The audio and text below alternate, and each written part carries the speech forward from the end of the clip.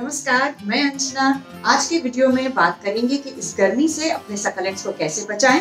Welcome to Amlan creations by Amlan Khan. आज हम उन 4 खास बातों पर बात करेंगे जो कि हमारे सकलेंट्स को अफेक्ट करती हैं इस तेज गर्मी में, और उनमें है सनलाइट, वाटरिंग, टेम्परेचर और गर्म हवाएं। लेकिन इन सब का असर भी इन सब सकलेंट्स पर एक जैसा नहीं होता है।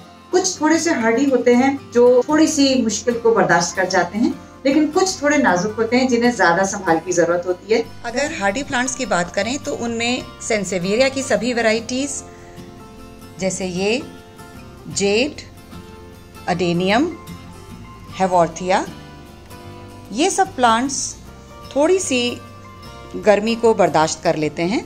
लेकिन ये जो अलग कैटेगरी है, ये सिल्वर स्क्विल और ये गेस्टीरिया, कलांचू, क्रिसमस कैक्टस, ये चीज़ें बहुत तेज़ गर्मी को बर्दाश्त नहीं कर पाएंगे। इनको पहले संभाल की ज़रूरत है।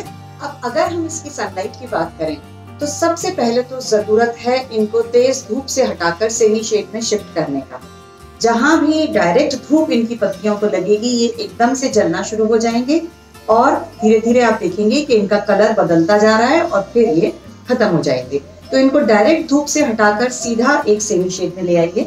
और अगर आपके पास सेमी शेड वाली कोई जगह नहीं है तो आप एक ग्रीन नेट इनके ऊपर लगा दीजिए, जैसे ये मैंने लगा रखी है। इस तरीके से जब ये छाया में पड़े रहेंगे, छनी हुई धूप में पड़े रहेंगे, तो इन्हें वो तेज गर्मी नहीं लगेगी और ये बहुत आराम से रह पाएंगे।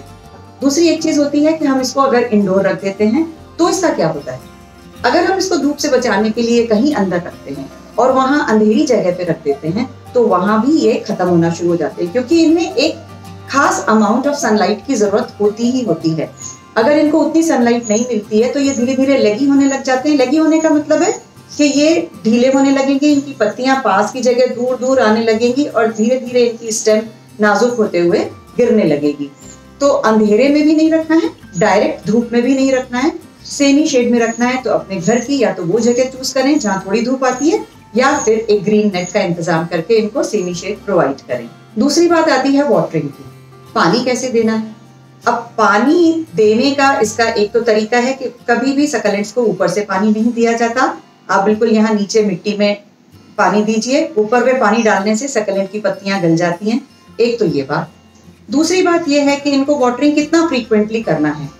Thumb rule of every plant is कि जब भी आपको मिट्टी सूखी दिखे तभी पानी देना है, बस। इसका कोई टाइम लिमिट नहीं है कि 2 दिन बाद पानी दीजिए या 4 दिन बाद पानी दीजिए या 10 दिन पानी दीजिए। ये सब बातें सही नहीं है।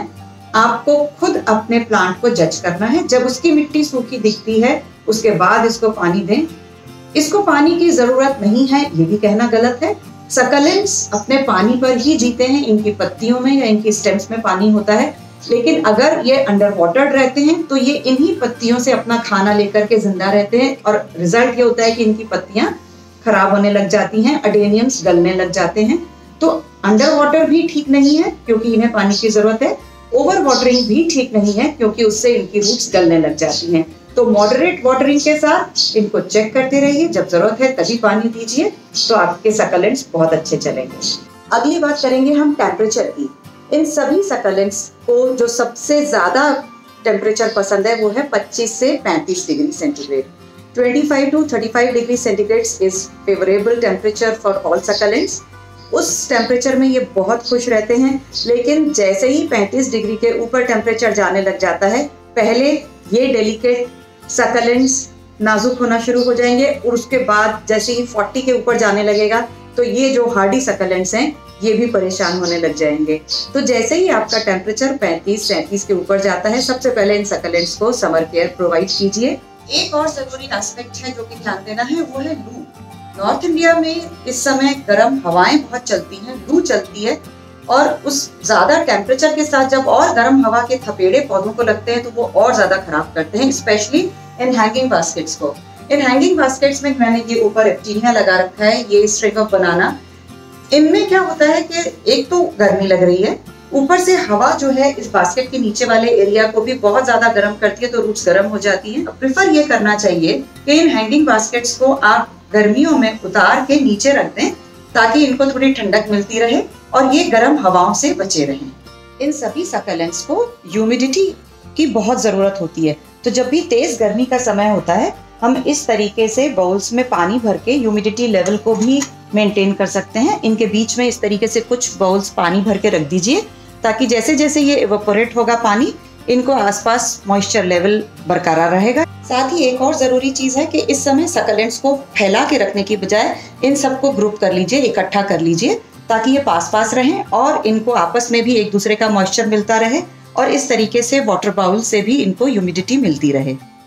तो ये थे सकलेंट्स को बचाने के कुछ टिप्स। इन्हें जल्दी से आजमा कर अपने सभी सकलेंट्स को सुरक्षित कर लीजिए और इन सब के नाम जानने के लिए एक अलग वीडियो का इंतजार कीजिए।